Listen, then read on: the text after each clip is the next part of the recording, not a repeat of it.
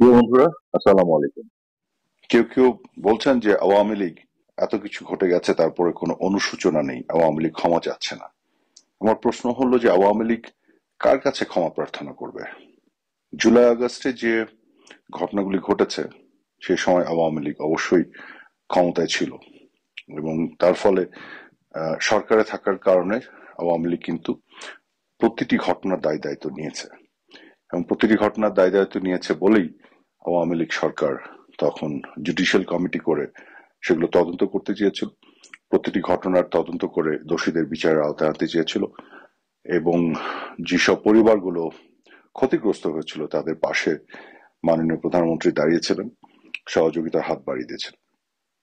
কিন্তু এখন প্রশ্ন হচ্ছে যে এই যে এরা বাড়িয়ে বাড়িয়ে বলে যে 1400 মানুষ হত্যাকাণ্ডের শিকার হয়েছে, কেউ বলে 2000, অথচ ইউনূসের সরকারের হেলথ মিনিস্ট্রির রিপোর্ট অনুযায়ী 858 জন তারা এখন পর্যন্ত পেয়েছে যারা জুলাই আগস্টে তারা যেটা বলতে যাচ্ছে যে মৃত্যুবরণ করেছে।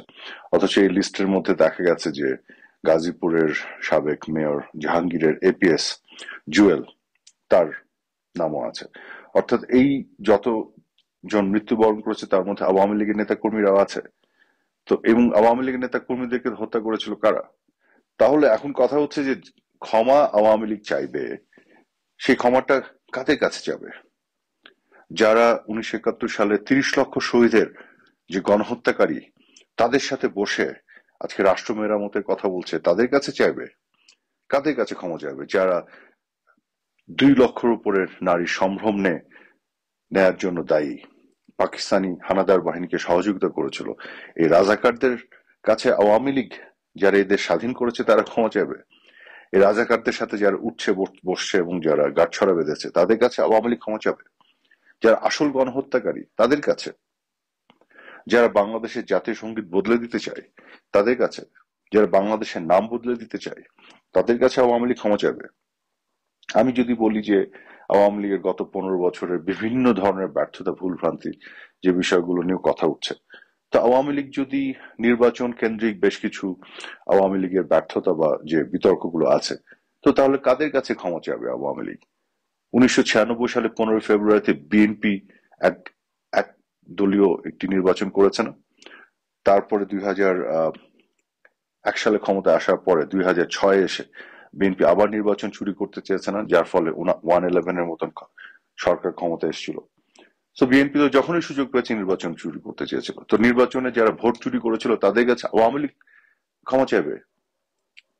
বিএনপি সবার প্রথম র্যাব গঠন করে অপারেশন ক্লিন হার্টের নামে তারা বিচার বহির্ভূত হত্যাকাণ্ডের সূচনা করেছে বাংলাদেশে, তাদেরকে ইন্ডেমনিটি দিয়ে দিয়েছে, তাদের কাছে ক্ষমা চাবে? তো যারা, এবং আজকে সারা বাংলাদেশ জুড়ে বিএনপি যেভাবে চাঁদাবাজি দখলবাজি এগুলো করছে সেগুলো দেখা যাচ্ছে। তো যারা ভোট চোর, যারা 21শে আগস্টে হত্যাকাণ্ড করেছে গ্রেনেড মেরে, যারা জঙ্গিবাদের উত্থান ঘটিয়েছে বাংলাদেশে, যারা বাংলাদেশে বিচার বহির্ভূত হত্যাকাণ্ডের সূচনা ঘটিয়েছে, যারা 1971 সালের 30 লক্ষ শহীদের হত্যার পিছনে, গণহত্যার পিছনে দায়ী, এই সকল যে জোটবদ্ধ হয়ে যারা আজকে বসে আছে তাদের কাছে আওয়ামী লীগ ক্ষমা চাবে কেন? আওয়ামী লীগের বিশাল বড় দোষ হয়ে গেছে গত 15.5 বছর। আওয়ামী লীগ যে দোষে আওয়ামী লীগকে দোষী করা হয়, তার কোন দোষটা এই দলগুলোর মধ্যে নাই বা তারা কখনো করেনি বা বহুগুণে করেনি? তাহলে আজকে ক্ষমার চাওয়ার প্রসঙ্গ কেন আসছে?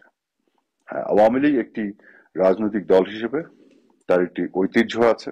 এদেশের জন্মের পেছনে আওয়ামী লীগের ভূমিকা আছে।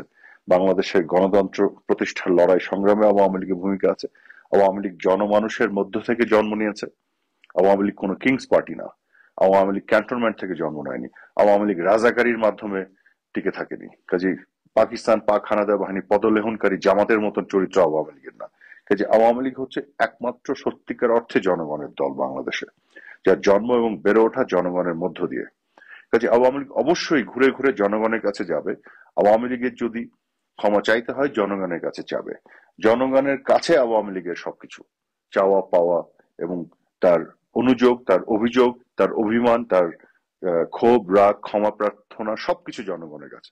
কিন্তু এই যে অ্যালায়েন্স আজকে যারা বারবার ক্ষমা চাওয়ার কথা বলছে, এরা তো সবাই এদের অতীতে ভোট চুরি, বিচার বহির্ভূত হত্যাকাণ্ড, গুম খুন, এদের সবার গণহত্যার সাথে সংযোগ, এই সবকিছুর সাথে তো এরা সবসময় যুক্ত ছিল।